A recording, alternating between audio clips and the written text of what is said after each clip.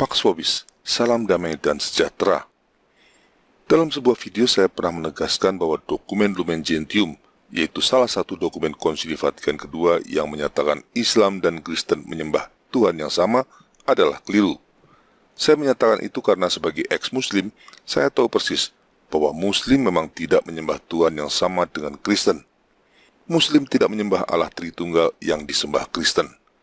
Silakan tanyakan pada Muslim di seluruh dunia. Mereka akan menjawab itu dengan tegas dan tanpa keraguan.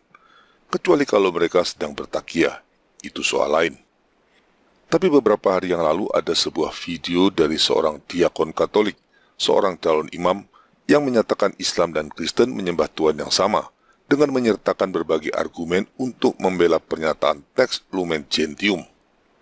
Di satu sisi saya senang dengan video tersebut, karena mengkonfirmasi kekeliruan dokumen Lumen Gentium. Jadi bukan saya saja yang menginterpretasikan teks tersebut mengatakan demikian. Menurut diakon tersebut, yang tentunya sudah menerima pendidikan teologis jalur resmi sesuai semangat konsili, memang benar dokumen Lumen Gentium mengatakan Muslim dan Kristen menyembah Tuhan yang sama. Ini perlu kita catat baik-baik. Argumen dasarnya kurang lebih demikian.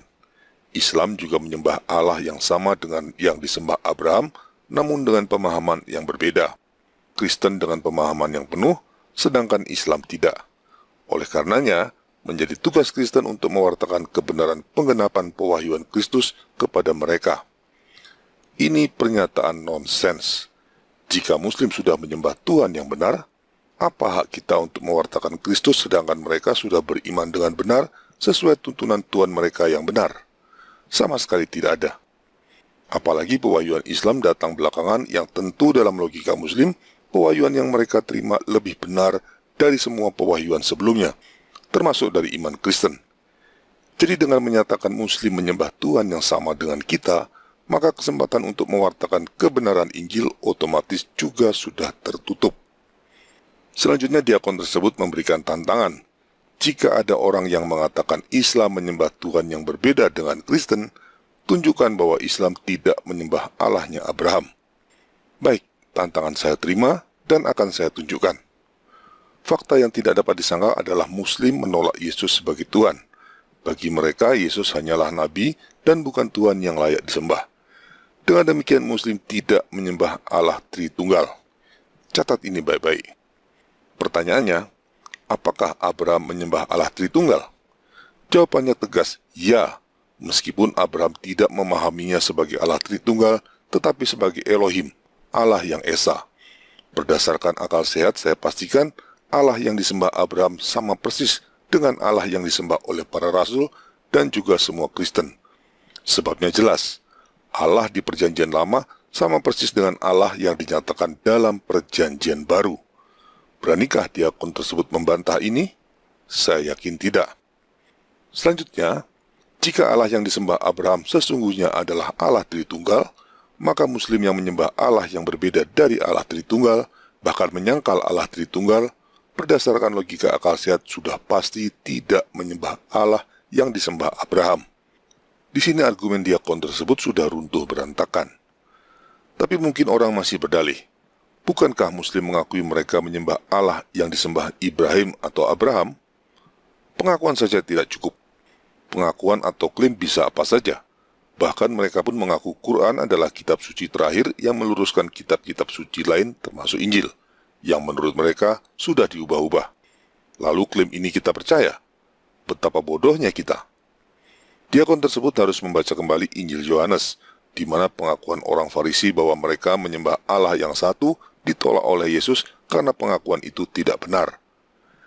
Jikalau Allah adalah Bapamu, kamu akan mengasihi aku, sebab aku keluar dan datang dari Allah. Dan aku bukan datang atas kehendakku sendiri, melainkan dialah yang mengutus aku. Apakah sebabnya kamu tidak mengerti bahasaku? Sebab kamu tidak dapat menangkap firmanku. Iblislah yang menjadi bapamu, dan kamu ingin melakukan keinginan-keinginan bapamu. Injil Yohanes bab 8 ayat 42-44.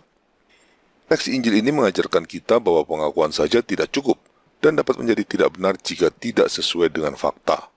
Dengan demikian, sekalipun orang Farisi mengaku menyembah Allah yang disembah oleh Abraham, Yesus menyatakan pengakuan mereka palsu karena mereka telah menolak Dia.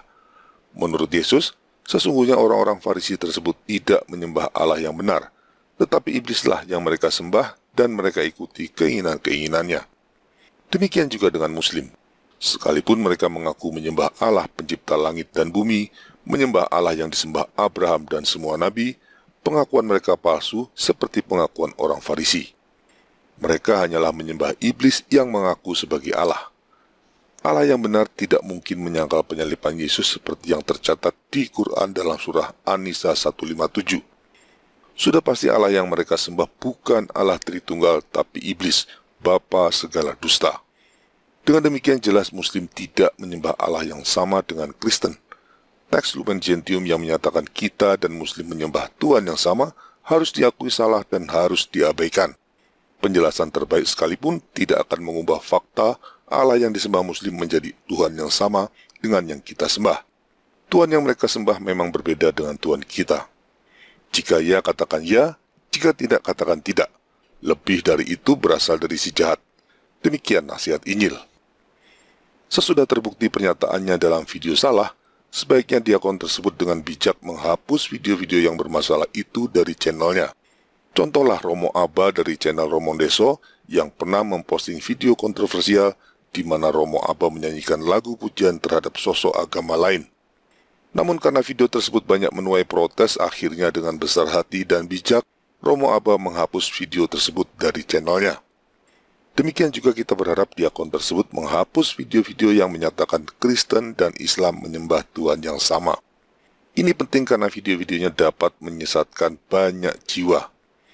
Bayangkan apa yang terjadi pada seorang Katolik atau Kristen yang sedang mengalami pergumulan iman jika melihat video tersebut. Pasti dampaknya buruk sekali. Misalkan saja orang tersebut sedang menjalin hubungan dengan seorang Muslim dan sedang bimbang apakah harus tetap pada iman Kristennya atau menjadi mualaf mengikuti iman pasangannya.